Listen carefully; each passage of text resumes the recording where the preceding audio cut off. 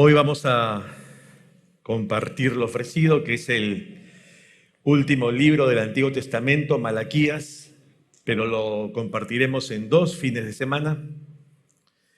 Malaquías, para entrar un poco en contexto, antes de entrar al texto, vivió alrededor de 100 años después que los israelitas retornaran del exilio en Babilonia. Ahora, su mensaje entonces estaba destinado a este público que ahora radica en Jerusalén, que está allí consciente que el templo ya ha sido reconstruido y entonces tiene grandes expectativas.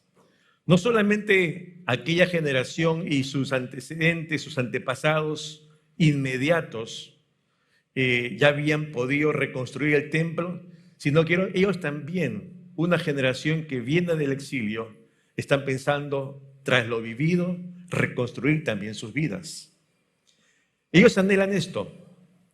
Están considerando también todas aquellas promesas que los profetas habían estado hablando por muchos años acerca del advenimiento del Mesías. ¿Y por qué no? Entonces esperar ya en ese tiempo el establecimiento del reino con un Israel unificado, poderoso, que este Mesías reine también sobre todas las naciones. Y en esta expectativa ellos están anhelantes de que reine justicia y paz en su contexto. Sin embargo, nada de esto pasa. Y más bien, Malaquías se encuentra con una generación, diríamos, post-exilio, que es tan funesta como la generación pre-exilio. Una generación que realmente no se portó bien a los ojos de Dios. Es aquí entonces que Malaquías va a empezar a compartir con el pueblo de Israel esta profecía que viene de Dios a ellos, el pueblo, haciendo una serie de declaraciones que son más bien acusaciones directas al pueblo de Dios, al pueblo elegido, que van a merecer de parte del pueblo respuestas y una contrarrespuesta, si es que existe esa palabra, para que Dios les diga: lo que yo les estoy afirmando es tan cierto porque estas son las razones en las cuales se ha basado mi acusación y prácticamente mi sentencia contra ustedes.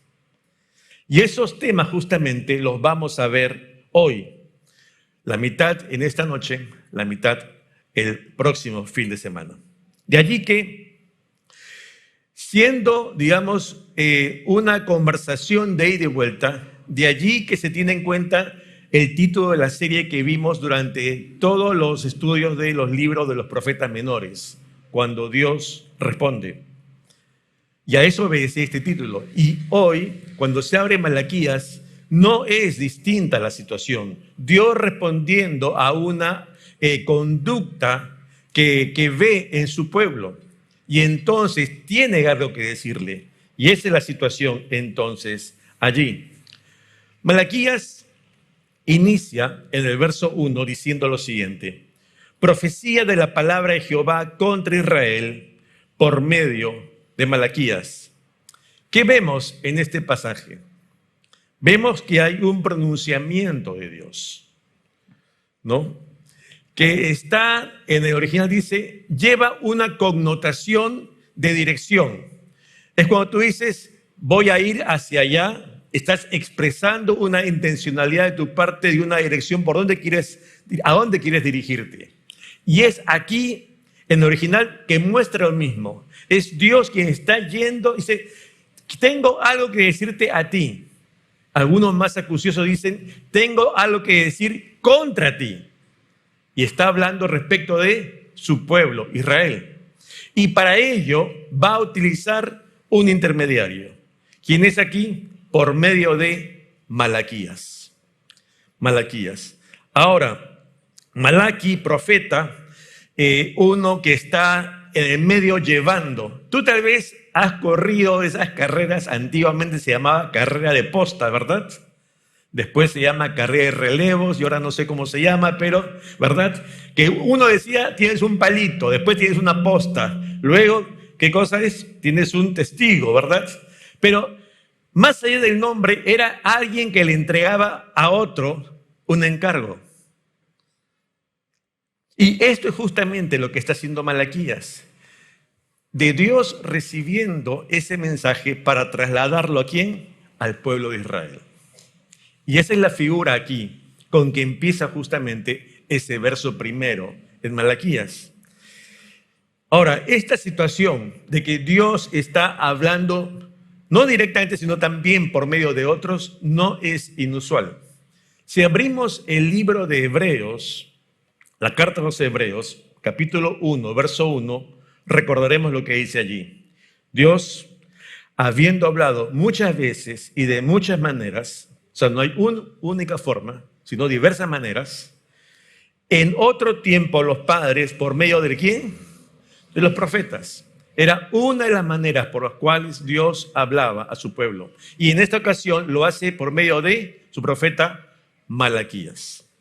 Pues bien, ahora Malaquías está cerrando una lista de profetas del Antiguo Testamento que han predicho la venida de el Salvador, del Mesías. Y está muy bien, se está adelantando un suceso que vendrá por lo menos 400 años más tarde, y el gran proclamador de ese hecho va a ser nada menos que Juan el Bautista, ¿verdad? Quien va a dar testimonio público allí de quien está también presente, el mismo Señor Jesucristo. Bueno, es sin embargo tener algo presente. Si hablamos de Dios que toma un mensajero para dar su mensaje al pueblo, más importante que el mensajero, que es Malaquías, es el mensaje. Y es eso lo que tenemos que tomar nota siempre cuando abrimos la Escritura. ¿Cuál es el mensaje de Dios trascendente que debemos tener también presente nosotros hoy? De allí que antes de empezar con este mensaje, la pregunta que podríamos hacernos nosotros en esta tarde es, ¿y qué nosotros? Si imaginariamente Dios tuviera que darte un mensaje a ti y viene alguien con un testigo para darte ese mensaje, ¿qué crees que diría Dios de ti? ¿Qué crees que Dios quisiera decirte? Recordemos el contexto. Malaquías va a tener que dar palabras de reprensión, de acusación, de parte de Dios al pueblo por conductas de ese pueblo en ese momento. Nosotros tenemos algo por lo cual diríamos, Dios válidamente hoy podría también llamarnos la atención. Pensemos un momento en eso. Pongámonos un momento en los zapatos de ese pueblo que está recibiendo ese mensaje. Ahora, ¿qué de Israel que recibe ese mensaje? Malaquías 1, 2, versículo 2, al inicio. Un primer punto, un primer aspecto, es amándonos Dios desde antes. Amándonos Dios desde antes. Y quiero explicarlo detenidamente. Malaquías empieza dando una aseveración de parte de Dios al pueblo. ¿Y qué les dice? Yo os he amado, dice Jehová. En el original dice, amé a vosotros. Ustedes son el objeto de mi amor.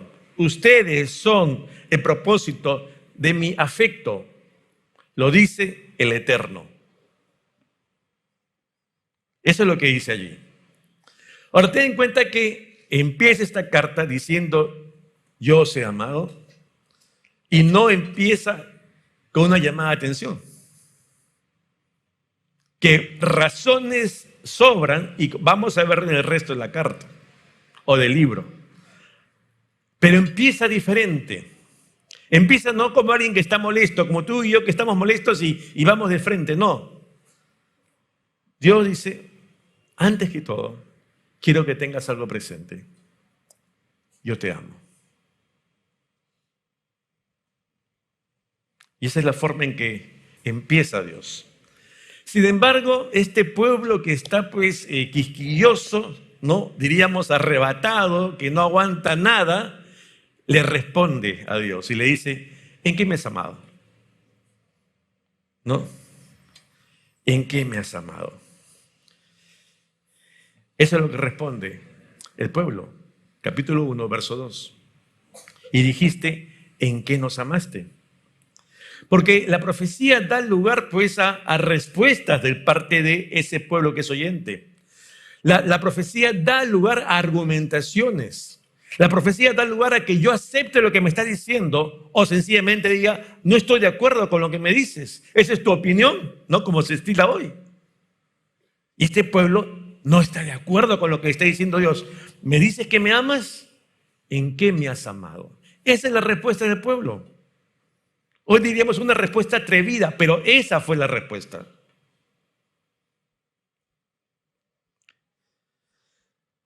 Están negando una acción primaria de Dios.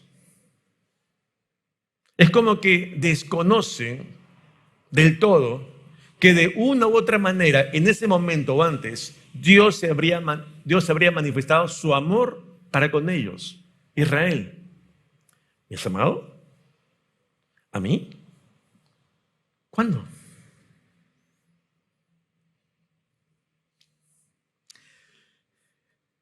Quiero que nos hagamos una pregunta aquí antes de continuar. Tal vez nosotros hoy podamos hacernos esa misma pregunta. Que muchas veces hemos oído del amor de Dios, ¿verdad? Pero en tu vida práctica, en tu vida real, en tu vida cotidiana, en tu día a día, ¿eres consciente del amor de Dios?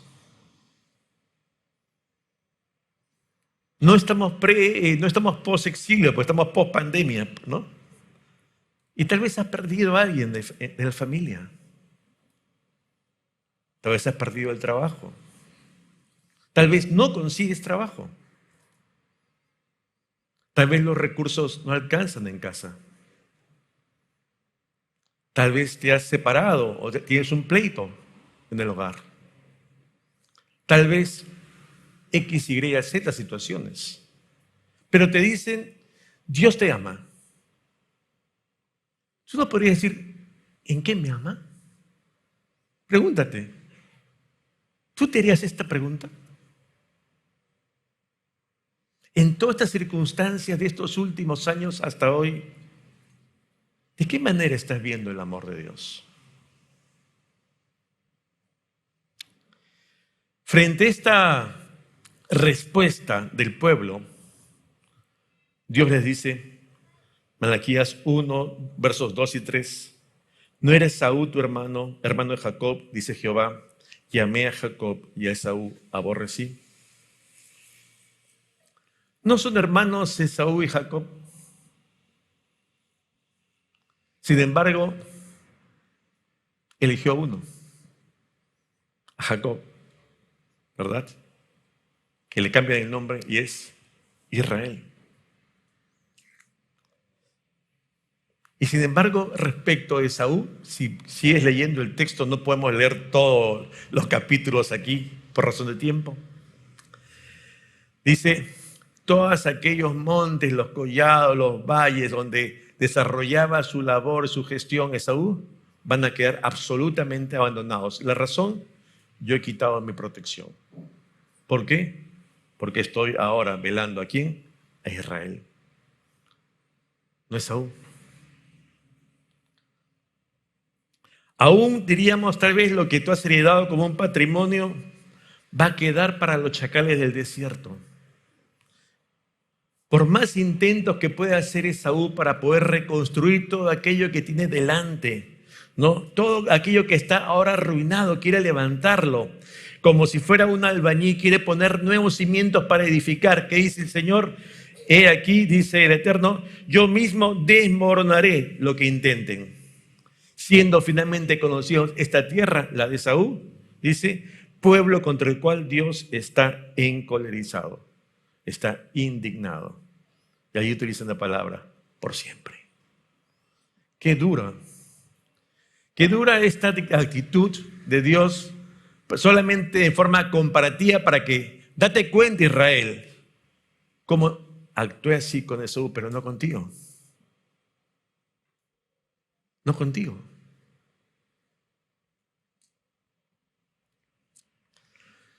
Yo aquí en este momento me hice una pregunta: ¿por qué actuó así contra Esaú? ¿No? Me diría, ¿qué culpa tiene Esaú? ¿Qué hizo Esaú?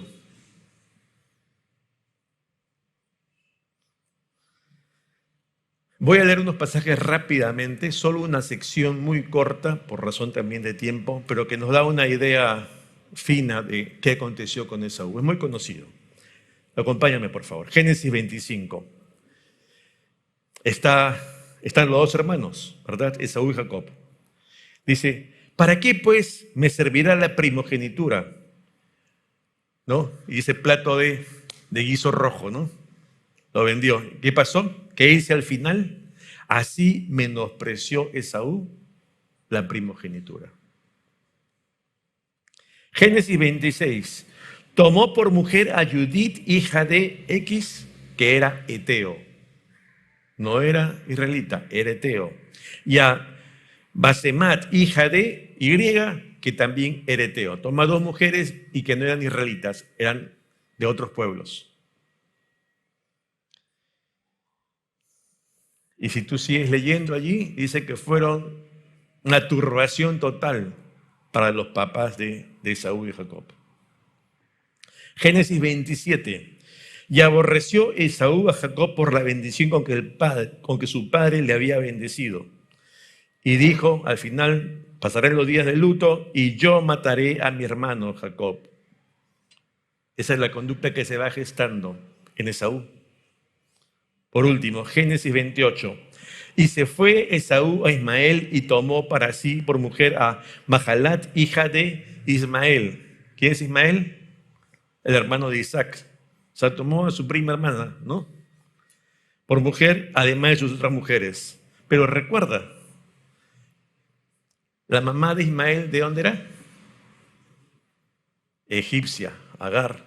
Y cuando sucede que lo sacan, ¿no? De la tienda, ¿se va a dónde? De regreso a Egipto, donde son politeístas. Y entonces allí también está viviendo ahora, ¿quién? Nada menos que Ismael. Y en ese contexto y entorno también ahora otros dioses, de allí toma mujer, ¿quién? Esaú. Ya para, como diríamos, la corona de la joya. Y tal vez este fue el motivo principal. Eso no lo puedo asegurar, pero es algo que se desprende también del texto. No de este, sino del texto bíblico. Edom, que es Esaú, fue un gran opositor de Israel, ¿saben? Un gran opositor de Israel cuando Israel va camino a la tierra de la promesa. Y te acuerdas que Israel tiene que pelear con todo el mundo, pero uno de los que más se opone contra Israel para que tome posesión fue nada menos que los edomitas.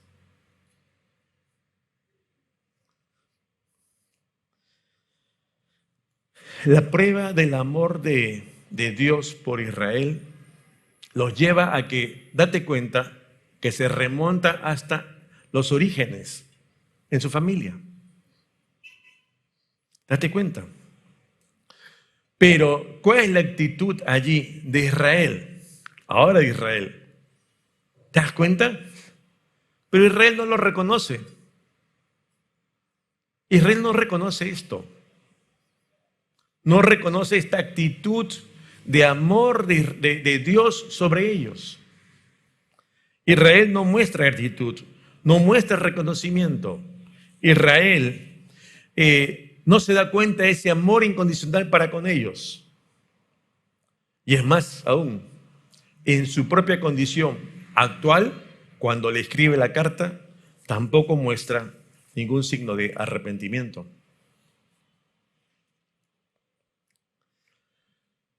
En esa línea de pensamiento, donde Dios le está diciendo, yo te he amado y te voy a explicar por qué te he amado. Mira, por esto, por esto, por esto.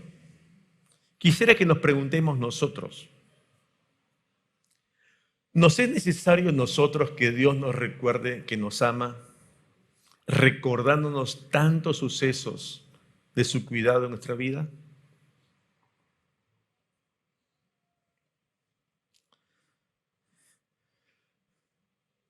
¿Nos consideramos mejor que Jacob?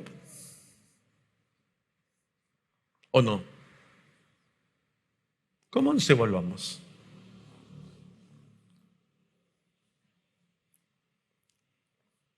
Sin embargo, Jacob nos damos cuenta que recibió el amor de Dios en diversas ocasiones y él lo percibió.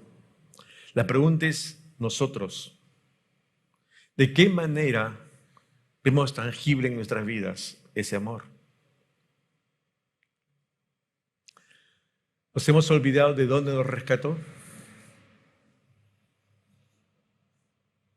¿Nos hemos olvidado de lo que obró ayer para traernos hasta hoy? Déjame decirte que Dios aún tiene planes contigo, a todos los que estamos aquí. Dios tiene un planes contigo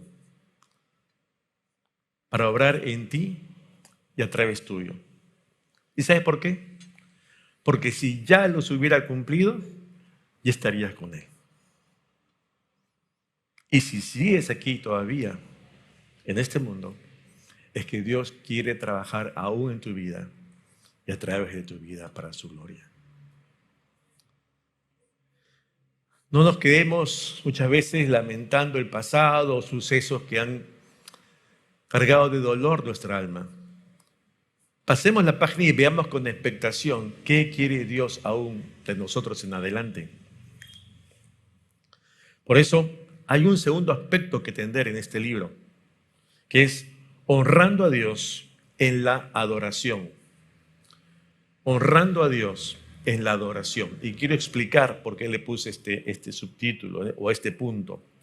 Malaquías 1, verso 6 dice, el Hijo, está hablándole Dios al pueblo, recuerda, el Hijo honra al Padre y el siervo a su Señor.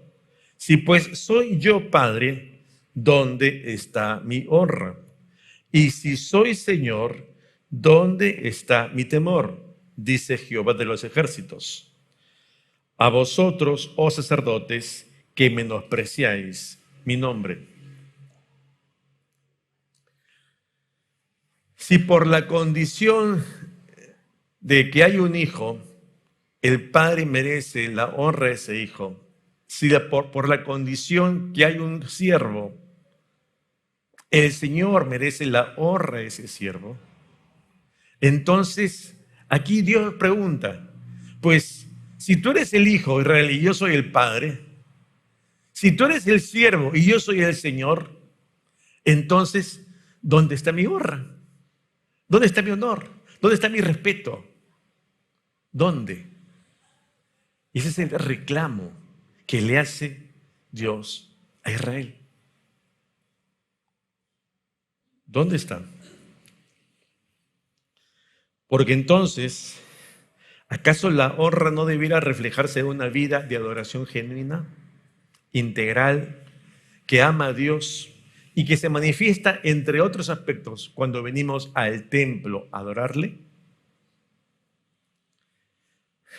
La profecía continúa y dice Malaquías capítulo 1, versos 6, 8, 12 y 13. Y decís, porque esta también es la respuesta conjugada del pueblo, y decís, ¿en qué hemos menospreciado tu nombre? ¿En qué y responde, en que ofrecéis sobre mi altar pan inmundo. Y dijiste, el pueblo, ¿en qué te hemos deshonrado? Y responde, en que pensáis que la mesa de Jehová es despreciable y cuando ofrecéis el animal ciego o cojo o enfermo para el sacrificio, ¿no es eso malo? Y vosotros, le dice Dios al pueblo, lo habéis profanado cuando decís, inmunda es la mesa de Jehová, y cuando decís que su alimento es despreciable. Habéis además dicho, le dice Dios al pueblo de Israel, oh, qué fastidio es esto, y me despreciáis y presentáis ofrenda.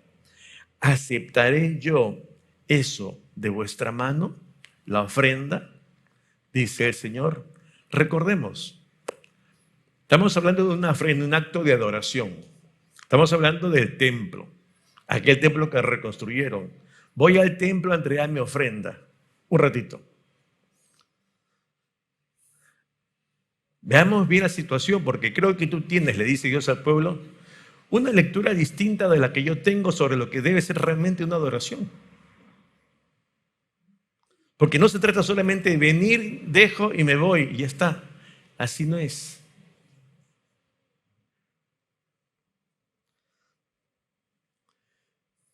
Frente a esta acción del pueblo de venir y dejar, ¿no?, sus ofrendas, o en traer los animales en mal estado, ¿no?, cojos, ciegos, etcétera, no apropiados, estaban quebrantando lo que la propia ley había dispuesto justamente para los ritos, que sean, para los holocaustos se requería un animal sin defecto, y entonces tenían que traerlo así. Pero lo que estaban haciendo era ofrecer animales inmundos, y nadie les hacía reparo. Y los primeros que no le hacían ninguna observación al pueblo para que se siga haciendo eran los sacerdotes, los ministros religiosos, que eran condescendientes con esta actitud impropia del pueblo. Y entonces el llamado de atención también es para los ministros religiosos, no solamente para los pueblos que incurrían en ellos, sino para aquellos que permitían que ello sea ocurriendo. Porque entonces pareciera que todo estaba bien. Y Dios dice, no, aquí los dos están mal. Aquí hay algo que tienen que darse cuenta que no es correcto. ¿Por qué? Porque a veces pensamos que, y eso es lo que pensaba el pueblo, y también podemos pensar nosotros hoy, porque hay una continuidad pues en las actividades religiosas, ministeriales, congregacionales, siguen los cultos. Pero los sacerdotes siguen ministrando, están los pastores en ejercicio, siguen allí en sus funciones. Además, yo vengo a la iglesia y ofrendo, diezmo. Entonces, todo está bien. Y Dios dice, no todo está bien. Porque tiene apariencia de que está bien y es normal. Pero aquí lo que se ha constituido en una habitualidad es lo incorrecto. Y entonces aquí justamente viene el reclamo de Dios a su pueblo. Porque aparentemente a los ojos de todos, de los sacerdotes y del pueblo de Israel, todo estaba perfecto. Pero Dios dice, no. Esto hay que corregirlo. Porque está mal. Porque está mal. Porque solamente es apariencia de piedad. Nada más. Pero realmente no es un acto de adoración el que están realizando. Por ello es que es confrontado con esta realidad del pueblo de Israel. Tienes que darse cuenta que no solamente creyendo que aquello que hacen, que concurren y que dan es suficiente para dejar satisfecho a Dios. Ya, ¿qué más quiere pues, no? Porque no importa de qué manera doy mi ofrenda, así sea impropia, ya le di. Y creemos que Dios va a ser honrado con una ofrenda de esa naturaleza, con una actitud de corazón de esa naturaleza. No. Y esa es justamente la reprobación que tiene Dios, ¿no? Porque esos sacerdotes incluso son corresponsables de esta situación. Porque son ciegos que se han constituido en guías de otros ciegos. Y todos están andando mal. No pudieron hacer el paro en su momento. ¿No? Dios les hace ver que esas ofrendas que están entregando en el altar para los sacrificios, para la expiación de los pecados, ¿verdad? ¿Sabes qué? No son aceptadas por Dios. No van a ser aceptadas por Dios.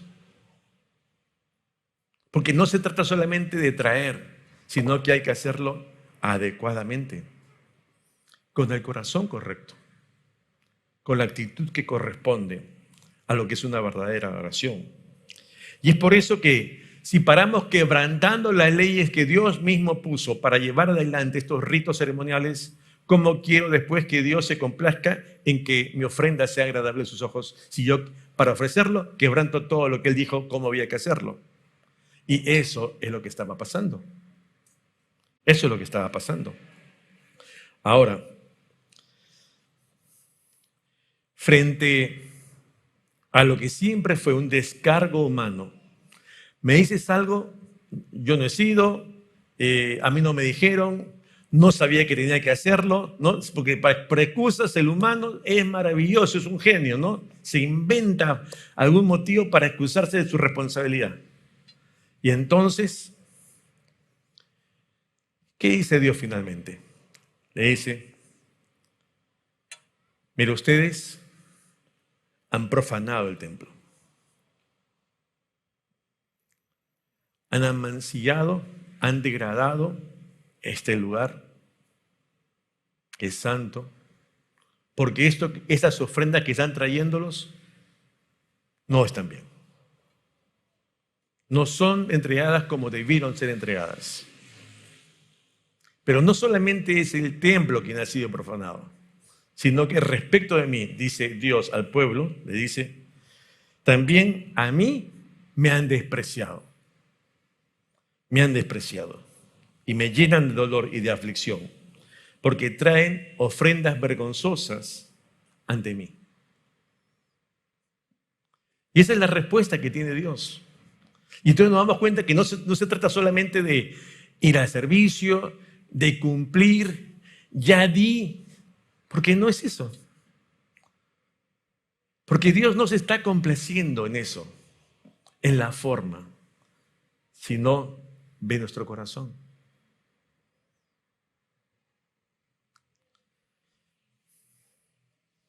Ustedes no me valoran como Dios. Eso es lo que le dice el Señor. Y el resultado es que finalmente no esperen que yo me goce y me deleite en su ofrenda que están presentando.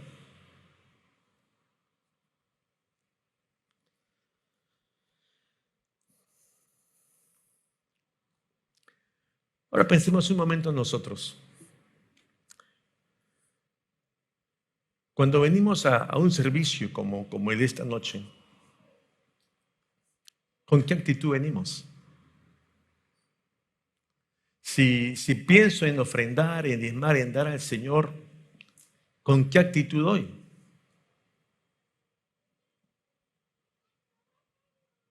¿Es una ofrenda correcta o incorrecta? Todas son correctas, vimos que no.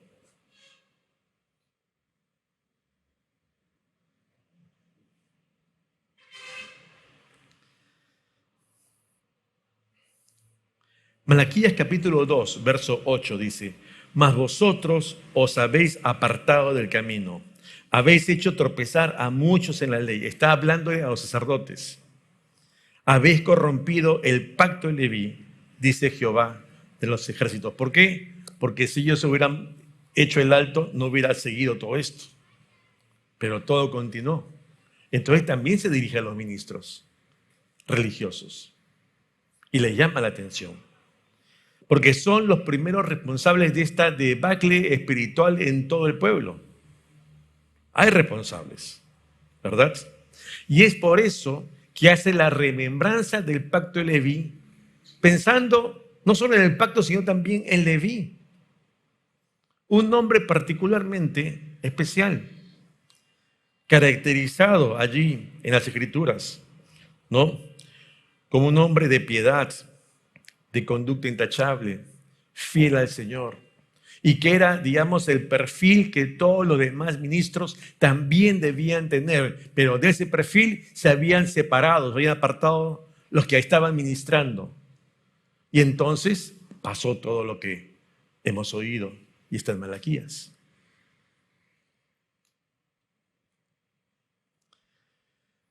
Estos ministros habían llegado a validar como algo natural, como una normalidad, una adoración corrupta, una oración que no era aceptable a los ojos de Dios, una oración que era imposible de ser aceptada por Él.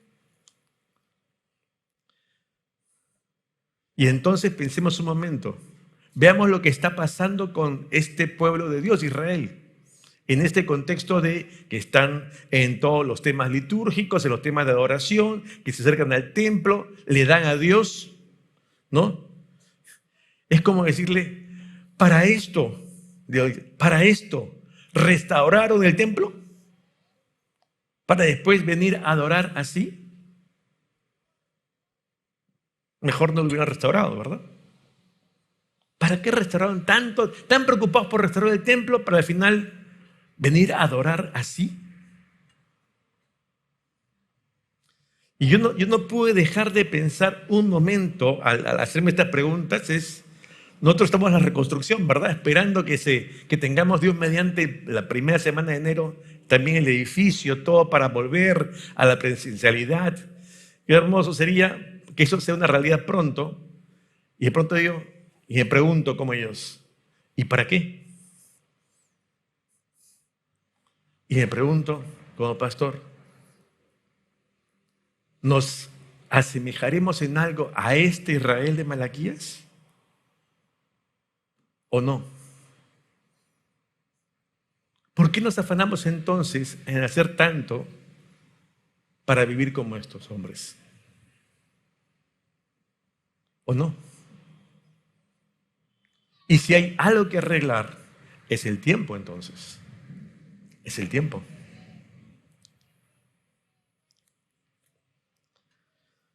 Por eso, llegamos a un tercer y último punto. Honrando a Dios, y ahí lo cita el texto, en el matrimonio. Honrando a Dios en el matrimonio. Ya me pasé el tiempo, o sea, voy a correr un poquito.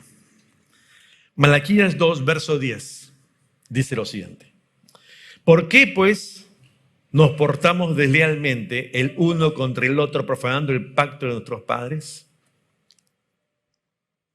Sigue esta conversación o debate o idas y vueltas, aseveraciones y respuestas entre Dios y el pueblo.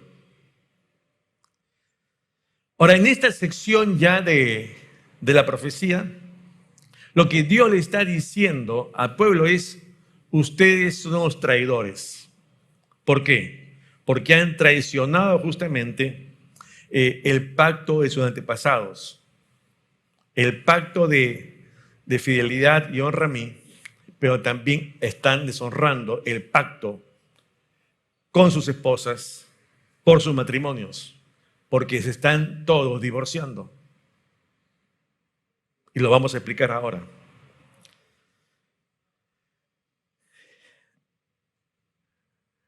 En esta situación de convergencia, de vuelta, de querer hacer su vida, tener muchas expectativas, los hombres en Israel se estaban todos divorciando de sus esposas judías y se estaban casando con mujeres gentiles de los pueblos vecinos y formando hogares mixtos. Entonces, hay dos asuntos aquí. Uno era el tema del divorcio, otro era el tema de las familias mixtas. Y entonces esto observa Dios a este pueblo que es suyo, que es Israel. Esto está también pasando con ustedes. Y entonces una forma de honrarme a mí, está diciendo Dios, es también que respeten su matrimonio. Porque no lo están haciendo. Porque no lo están haciendo. Y ese es el enfoque que tiene aquí el Señor. Ahora, se ha iniciado una práctica que no resultó nueva. Ya había pasado antes en la historia de Israel. Y justamente tuvieron que enfrentar en su momento Esdras y Nehemías. Y frente a estos matrimonios mixtos, ¿cuál fue la actitud de Esdras y Nehemías con los hombres? Sabiendo que era impropio, los animaron a que se divorciasen de sus mujeres no judías. porque no era apropiado, porque iban a desviar su corazón tras los dioses de ellas. Ese era el punto. Y entonces lo consiguieron, pero esta es una nueva realidad. Es como una ola, ¿no? Esta es la segunda ola de esta crisis de divorcios y relaciones mixtas, veladas a los ojos de Dios. Eso es lo que está pasando en este momento. Y entonces se divorcian masivamente con mujeres paganas. Y entonces, y esto sí constituye algo que sí estaba velado por Dios. Deuteronomio capítulo 7. Porque recuerda, son dos cosas, ¿eh? Uno es que te divorcies y otra cosa es que te cases en una relación mixta. Y entonces Deuteronomio capítulo 7, versos 1 al 4 dice: cuando Jehová tu Dios te haya introducido en la tierra en la cual entrarás para tomarla, o sea, estamos en la conquista, vamos hacia la tierra prometida, pautas que Dios da, ¿no? Para el camino y cuando llegues y te establezcas. Y les dice Dios a su pueblo: cuando te haya introducido en la tierra en la cual entrarás para tomarla y haya echado delante de ti a muchas naciones, y Jehová tu Dios las haya entregado delante de ti y las hayas derrotado, las destruirás del todo. No harás con esas naciones alianzas, ni tendrás de ellas misericordia, y no emparentarás con ellas, no darás tu hija israelita a su hijo, ni tomarás a su hija para tu hijo. ¿Por qué? Y esa es la razón. Porque desviará esa hija a tu hijo de en pos de mí y servirán a dioses ajenos. Y el furor de Jehová se encenderá sobre vosotros y te destruirá pronto. O sea, tú eres israelita, tú estás llamado a adorarme a mí. Te unes en una relación mixta que ella adora a otros dioses y entonces va a llevarte a ti a adorar a esos dioses y te va a separar de mí. Y esto yo no lo soporto. Ese es el punto. Esto sí está proscrito. Y entonces hay una orden clarísima. Hay una consecuencia también igual de clara. Ahora, los judíos o los hombres pueden enfilar todas sus baterías, todas sus respuestas y argumentos contra la tóxica de su mujer, ¿no? Porque hay una justificación seguramente para que se divorcien, ¿no? Pero ahí, de una manera, Dios va a exponer que tóxica es la combinación en la que están incurriendo: adulterio e idolatría. Eso es lo que no está bien. Y entonces hay que componerlo. Hay que componerlo. El divorcio lo están llevando de una manera tan rápida que se ha hecho una forma de vida ya colectiva y está perturbando ya a la nación completamente. No son casos esporádicos, son asuntos ya masivos y se está trastocando la fe. Se están violentando las familias. Se está vulnerando la unidad. Se está quebrantando el amor fiel a Dios, porque están comenzando a ir tras dioses ajenos. Y entonces hasta aquí Dios les dice, manda a su profeta y dice: basta ya, no puede continuar esto. Y es la otra gran reprensión que les hace justamente a estos hombres. Porque ustedes no pueden pretender que me van a honrar con estos matrimonios. Eso es lo que les dice. No pueden pretender honrarme a mí cuando vengan en esta situación.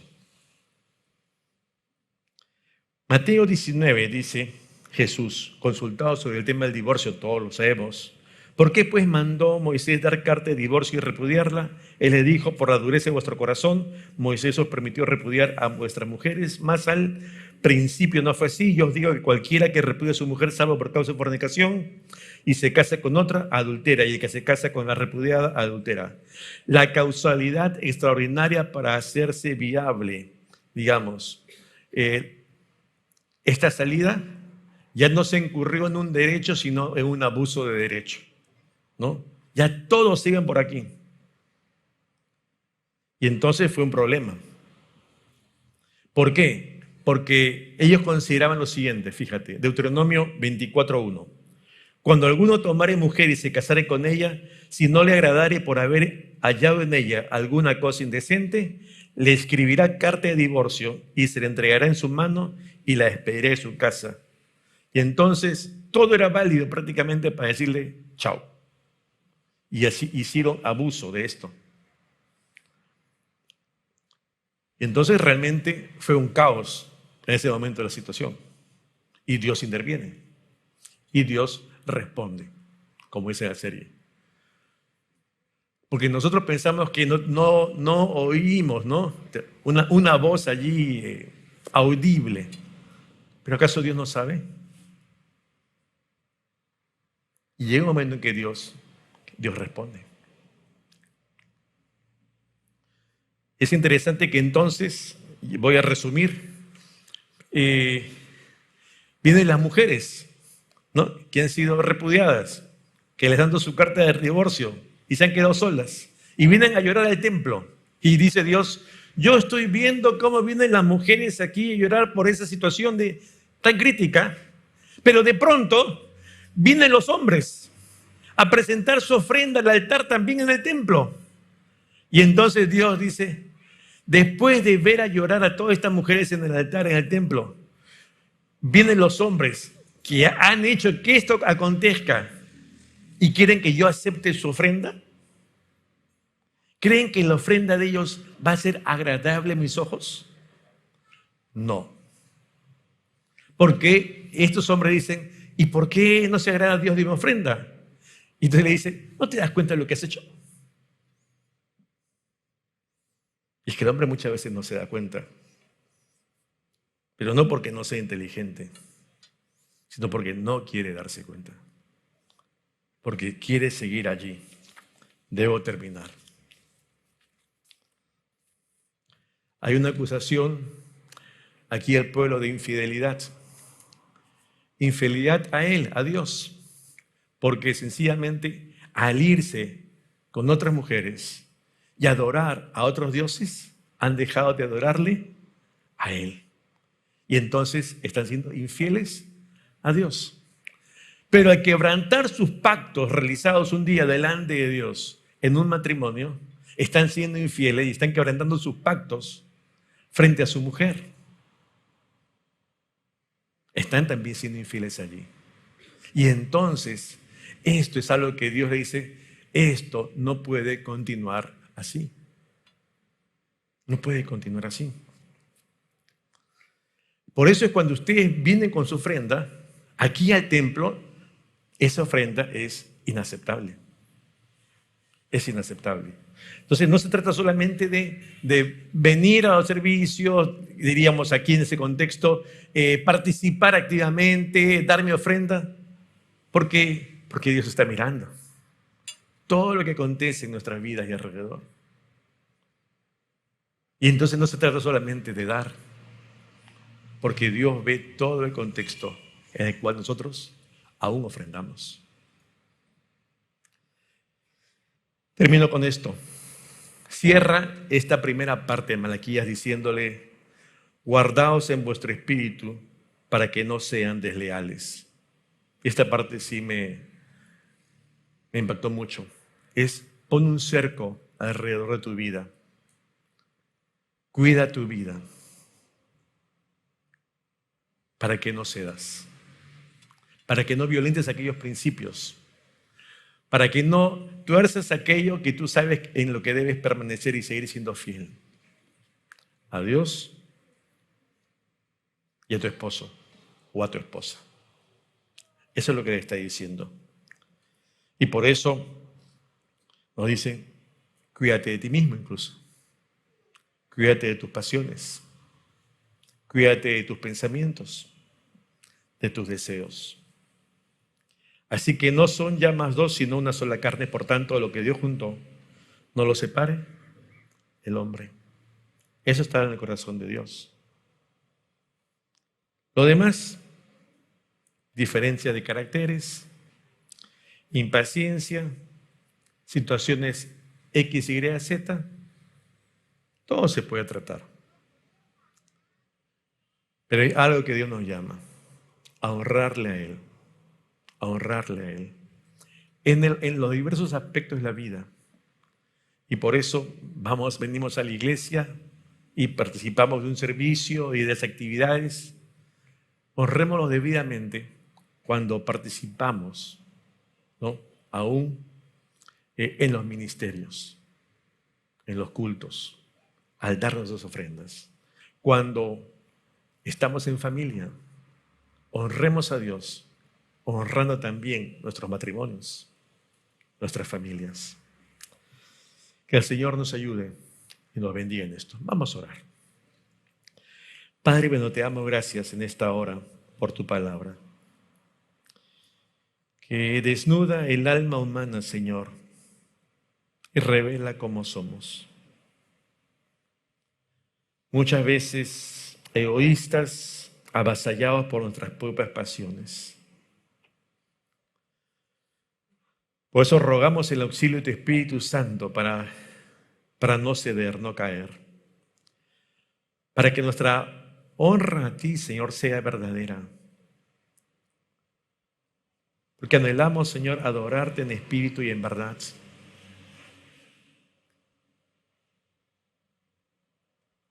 Señor, te rogamos que tú, Señor, limpies nuestras vidas de todo pecado. Que tú nos hagas enderezar los pasos si estamos andando por malos caminos. Que tú limpies y sanes nuestros corazones si no están bien delante de ti. Ayúdanos, Padre, para ser hombres y mujeres de fe, hombres y mujeres de Dios, que te honren como tú quieres en todo tiempo. En el nombre de Jesús. Amén. Dios le bendiga, iglesia.